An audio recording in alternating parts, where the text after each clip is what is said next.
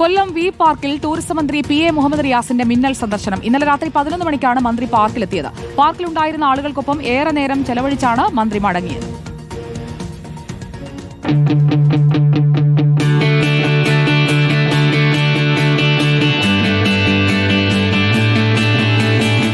സമൂഹ മാധ്യമങ്ങളിൽ V park ജനപ്രീതി നേടിയിരുന്നു.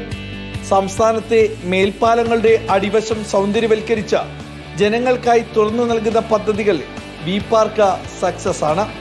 മേൽപ്പാലങ്ങളുടെ അടിവശം സൗന്ദര്യവൽക്കരിക്കുന്ന പദ്ധതികളിൽ ആദ്യത്തേതായിരുന്നു കൊല്ലത്ത് യാഥാർത്ഥ്യമായ വി പാർക്ക്.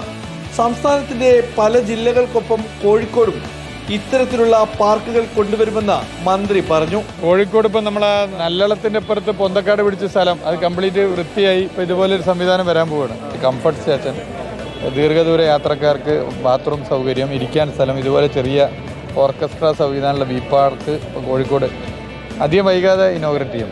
പാർക്കിലൂടെ ഏറെ നേരം സഞ്ചരിച്ച മന്ത്രി യുവാക്കൾക്കൊപ്പം ഷട്ടിൽ കളിച്ചും ചെസ് കളിച്ചും പാട്ടാസ്വദിച്ചും സമയം ചെലവഴിച്ചു.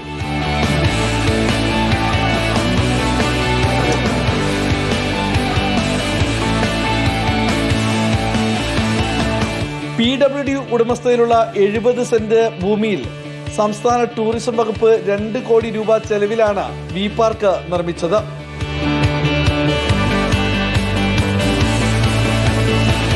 ഒടുവിൽ കരുനാഗപ്പള്ളി എള്ളുണ്ടയും നാരങ്ങ പിഴിഞ്ഞ് ഒരു കട്ടൻ ചായയും കഴിച്ചു വീണ്ടും വരുമെന്ന് പറഞ്ഞാണ് മന്ത്രി മടങ്ങിയത്.